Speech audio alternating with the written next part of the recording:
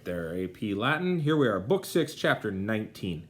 This is going to cover marriage. So, husbands, let's see.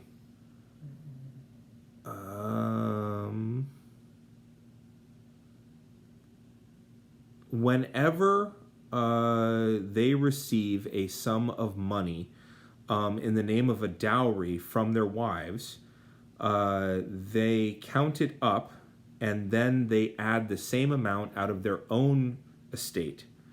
An account is kept jointly and the profits are saved. And whichever one of the two of them survives, that person gets the other person's shares along with the profits from earlier times.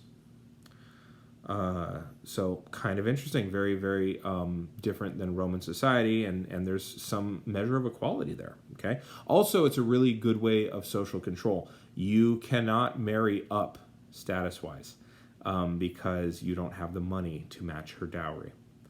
Husbands have power of life and death over their wives as well as over their children.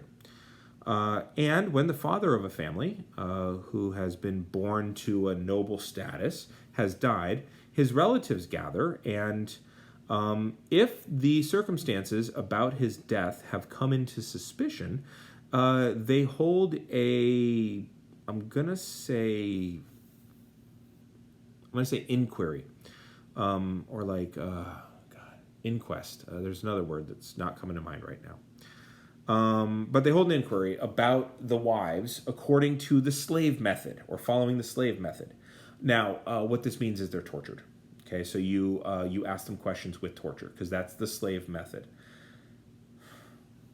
And if it has been decided or proven, if proof is obtained, they, the family of the dead husband, kill the wives who had been tortured with fire and other instruments of torture.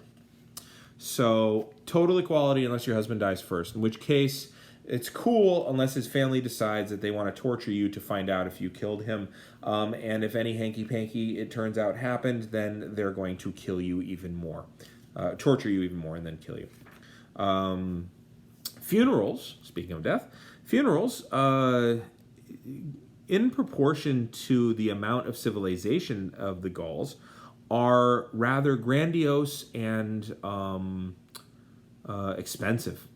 And everything which they thought were dear to the heart of the living person who is now dead, they carry into the fire, including animals, or even animals, and beyond this memory by a little. And what he means by that is a little further back than we know about. Okay, so just before we met them. Slaves and debtors who were clearly their favorites.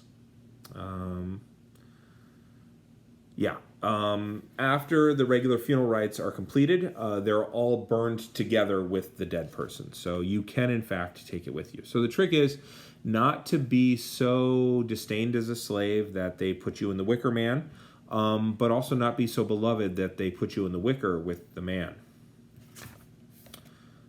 Cool. So that is that. So fire seems to be pretty big. And it kind of makes sense because if you look at ancient Gaul, it's all forests. It's tons and tons of plains and forests. So there's tons of access to fire. All right, I'm going to hit the button.